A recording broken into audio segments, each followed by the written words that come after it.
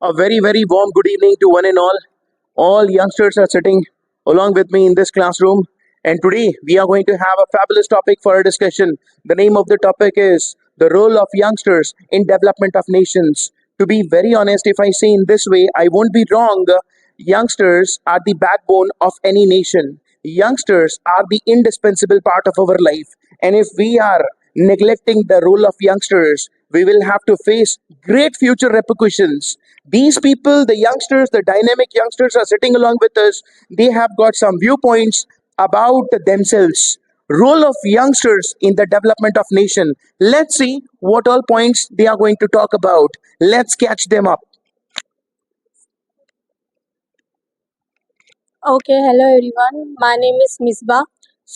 As we all are going to discuss the topic role of youngster in development of nation, the first thing that come to my mind is startup. Starting a startup at really young age is really great way to drive your nation's development because young entrepreneurs bring fresh ideas, create jobs, and develop their country. Okay, let's take an example. There was a guy whose name is Ritesh Agarwal, who was a founder of OIO at the only age of 19. His idea not only transformed the hotel budget of India, but also create thousands of jobs across the India. Which means when you take initiatives like this, it boosts your confidence and strengthen the economy. When more people are or starting their own thing, which means few people are going to be jobless or unemployed, and more people are confident and creative. It is really great way to develop the nation and uh, to help your nation. Well said. Truly said, youngsters, as soon as they complete their education, they should go for starting a business. If at all you're not good at starting a business, take experience by working in some organization first of all. The moment you feel that you're done, you can start your own venture now. Wonderfully said, we should focus upon starting a startup and generate employment for our country's people. Who's next? Hello everyone, I am Rajnandini Bhosle. I am here to talk about something that shape our future and define our success, that is skill development. In a world constantly evolving, one thing is certain: skills matter more than ever. Gone are the days only academic degree can grant your success. Today, it's not about what you know, it's about what you can do with what you know. Skill development means enhance our ability to do something effectively, whether it is communicating well, whether it is thinking creatively, solving problem. It's about becoming a better day by day, becoming a more capable, more confident, and our government also understand this too. Initiatives like Skill India Mission aim to train millions of youth to become a job ready and self-relevant because skilled population is a powerful population. Skill development is not about only about jobs. It's about becoming a better day by day. It's about every skills acquired adds a value to our life. It's about value to our life, and it helps to opens a new door for us.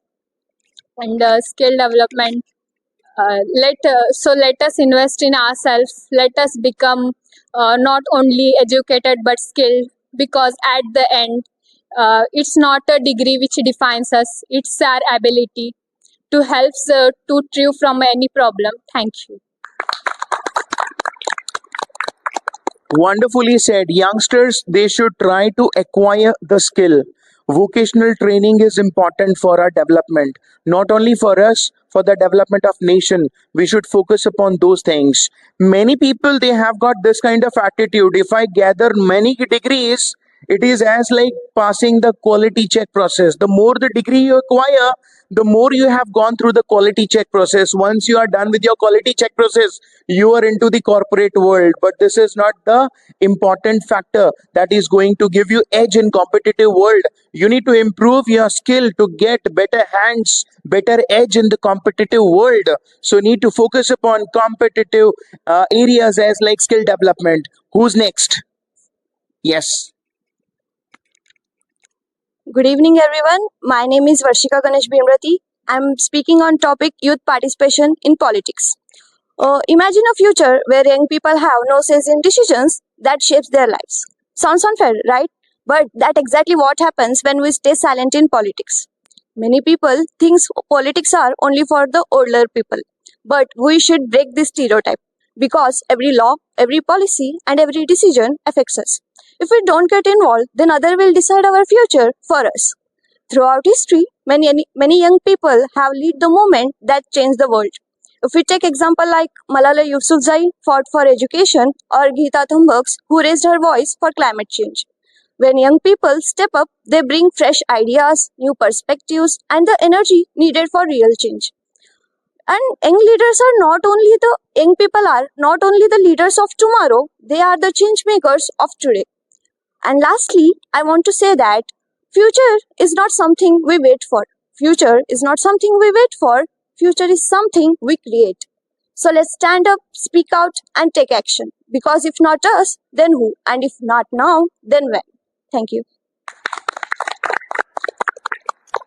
Youngsters should not wait for those days people are taking decisions for you. Rather, youngsters, they should stand up taking decisions. They should become the politicians. Many youngsters, they don't want to enter into politics, but politics requires such people who have the caliber, who have the potential.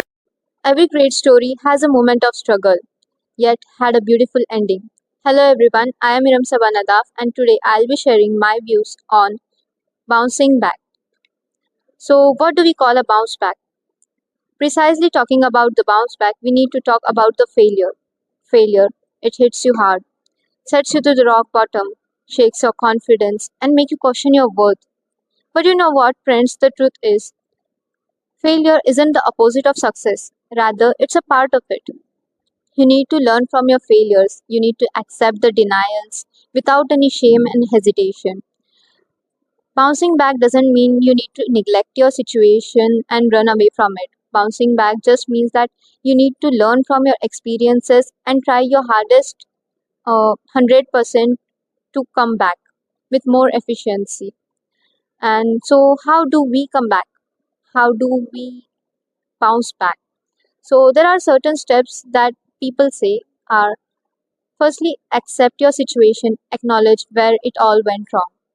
Every cloud has a silver lining. So, acknowledge where it all went wrong and try to learn from it. Try to accept it without any hesitation or denial. Reflect it and learn it. People reflect and learn.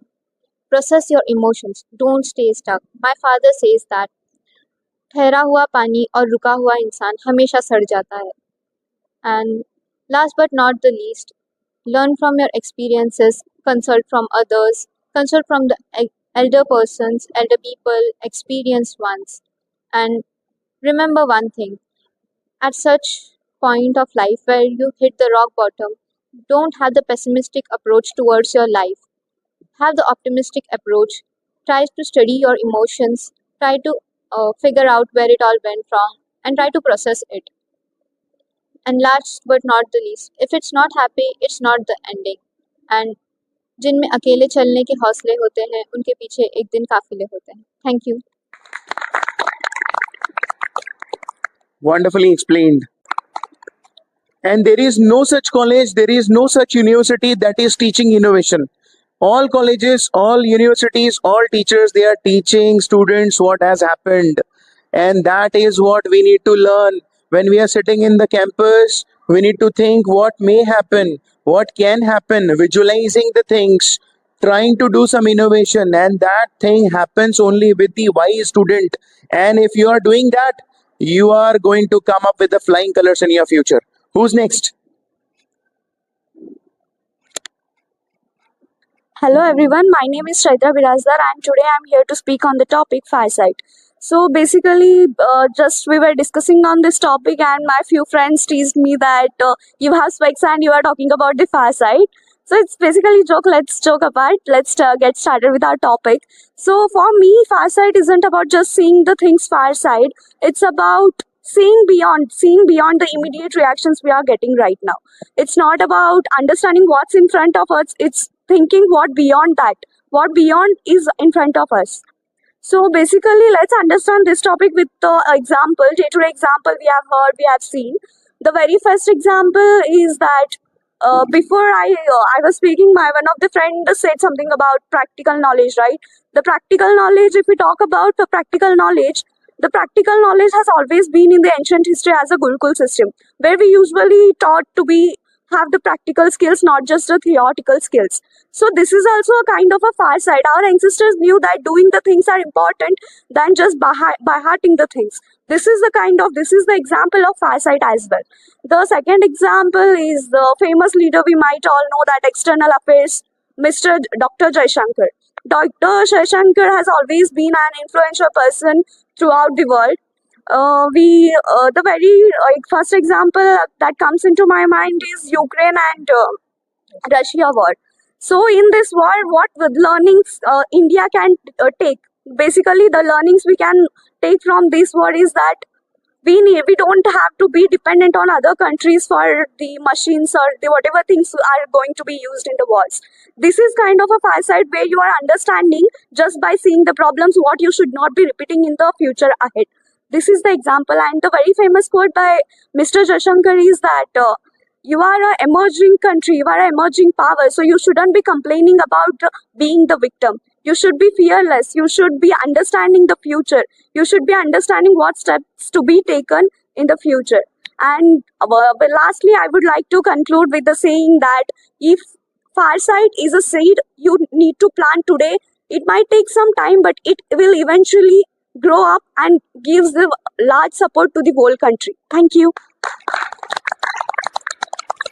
A wonderful piece of advice given. Youngsters should become such kind of leaders who can see beyond others, who can see ahead than others. People are watching certain things, but great youngsters, great leaders are those people who have noticed particular thing way ahead of them, and they had noticed it far beyond them. So this is how it works. It's very important. Being a youngster, you should develop such kind of eyesight. You are able to watch such things which other people are not watching. You should notice such things which nobody is noticing. Who's next? Good evening, everyone. My name is Mansi Gaikwad. So I'm here to speak upon the topic women empowerment. So basically, women empowering refers to giving equal rights and opportunities for the women. So empowering women leads to better education, health, and equal opportunities and economic growth for the nation.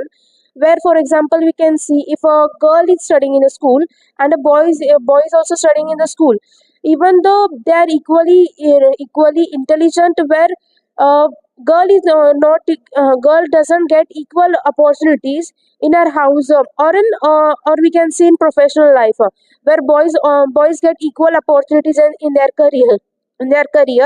So if we give equal opportunities and rights for the women, we can also lead our India's future.